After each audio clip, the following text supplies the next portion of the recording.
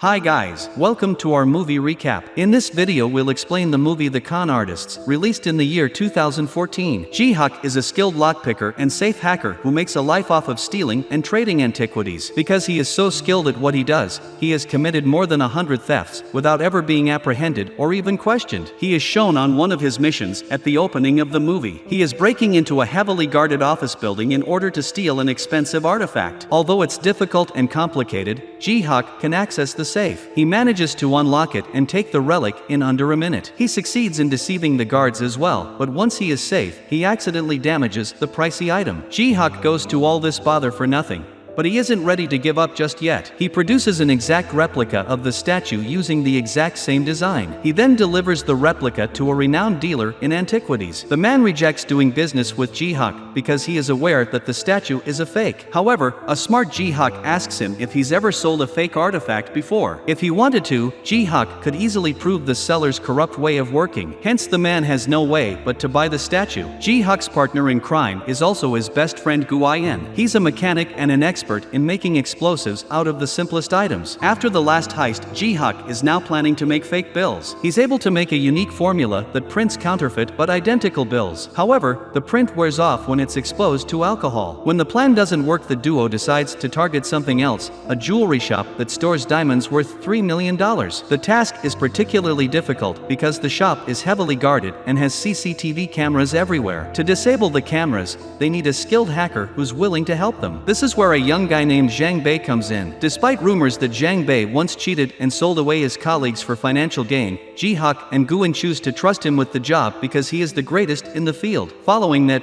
Ji-hook befriends Ian Ha, a woman who is knowledgeable in art. He invites her on a date for work and compliments her on the necklace her late father gave her. When they visit a jewelry store to verify the necklace's legitimacy, they learn that the tiny diamond is actually a collectible with a market value of millions of dollars. Ji-hook slips a bag beneath his sofa while no one is looking and departs. They go to a second jewelry shop to confirm the worth of the diamond and get the same reaction from the dealer. The shop is the one Ji-hook is planning to rob, so he remembers the placement of the CCTV cameras, number of rooms and number of guards. At the end of the day, he evaluates that they have to complete the robbery in less than 10 minutes. On the day of the robbery, the suitcase that Ji-hook left in the shop earlier causes an explosion that distracts the guards. Zhang Bei comes into play and hacks the CCTV cameras before Ji-hook and Guyen enter the shop. Zhang Bei also turns off the alarm system, allowing Ji-hook to touch the safe without the guards being alerted. When the guards return sooner than expected, a crisis emerges, but Guyen diverts them by smashing the window of their car. Ji-hook seizes the gems in the interim and takes them away. The group gets back in the car to celebrate the triumph. The owner of the stolen gems, Cho,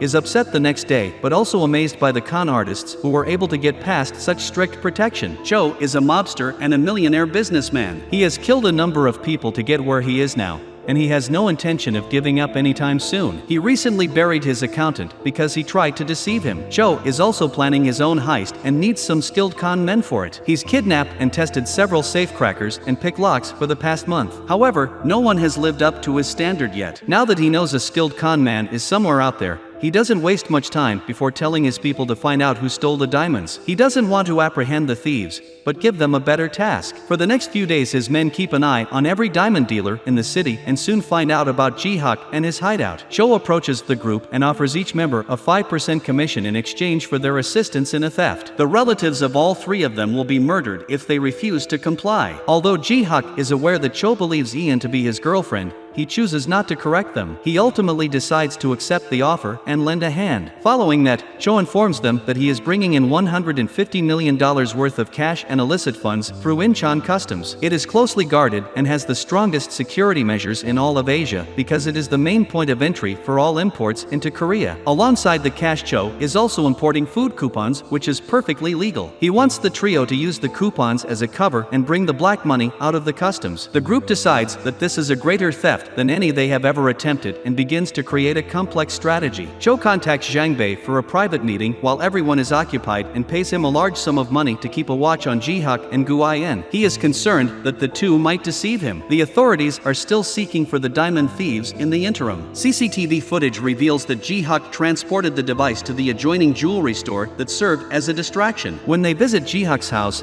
they discover a chamber containing information and plans for the next robbery. Although it was quite careless of Ji-hook to leave everything exposed, the police took full advantage of the opportunity and discovered a connection between him and Cho. A day before the D-Day, Ji-Huk and Gu-in head to the port to set up an explosion as a decoy and a tool that will enable Zhang Bei to compromise the port's security system. Returning to the hideout, Ji-Huk informs Gu-in that he intends to deceive Cho and steal the money by altering the delivery address on the coupon to his own. Zhang Bei, however, overhears them discussing the strategy and informs Cho. Because Cho still needs Ji-Huk for the heist, he chooses to face him later. In the following scene we see Ji-Huk outside of Janha's art gallery waiting for her. She ignores him completely given that he hasn't replied to her texts or calls. When she refuses to talk, he reveals that he's a student of her late father. We're then introduced to the master con artist who brought Ji-Huk into the world of crime, Mr. O. At one point in his life O realized he wanted to stop being a thief and live an honest life. However, the same day he was killed by his business partner, none other than Cho. Ian-ha doesn't believe Ji-Huk anymore and walks away. Only a few seconds later she's kidnapped by Cho's people so they can keep Ji-Huk in check. The day of the theft finally arrives, and everyone enters the harbor in their intended disguise. Cho starts the first action by detonating an explosive,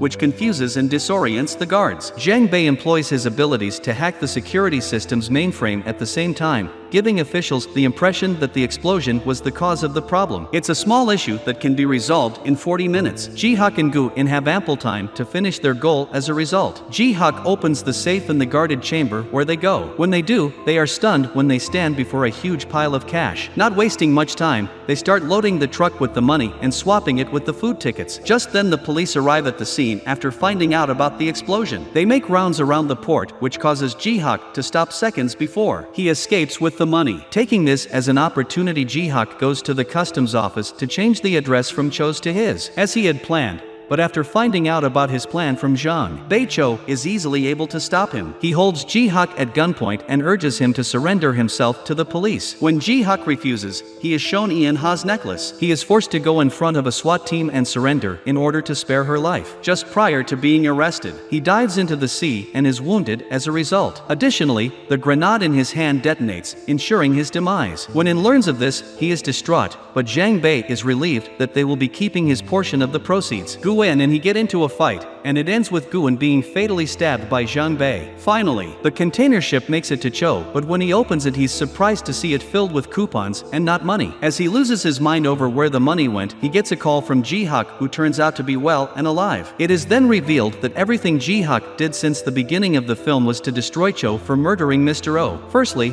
the artifact he stole and replaced with a fake one had a microphone inside of it. He knew Cho was a regular customer of the dealer. Ji-Huk's good fortune led to Cho's purchase of the relic at auction. He then learned that Cho was searching for a safe hacker and made the decision to take the gems to get in Cho's line of sight. When Cho felt he was pursuing Ji-Huk, it was actually Ji-Huk who was leaving him hints. Zhang Bei, who had been with the gang the entire time, was asked to pose as being on Cho's side. Ji-Huk's own people were the SWAT team that was poised to arrest him in the port, and the bullet was likewise a fake. Later, when Gu-in was claiming to be dead, they managed to save him. In the end, Cho doesn't have his money and Ji-Huk has called the police on him. The hideout is raided right after the call and Cho's men start fighting the police while trying to save their lives. When everyone is distracted, Zhang Bei saves Ian-ha and brings her away from danger. Cho sees the chaos his plan has turned into and escapes the scene. A few hours later, everything calmed down in the hideout. Since no one is around, Ji-Huk's people come to take the food coupon even though it's not worth a lot. But then we find out that the coupons are actually the money that they were supposed to steal. On the phony bill printer that Ji-Huk long ago invented,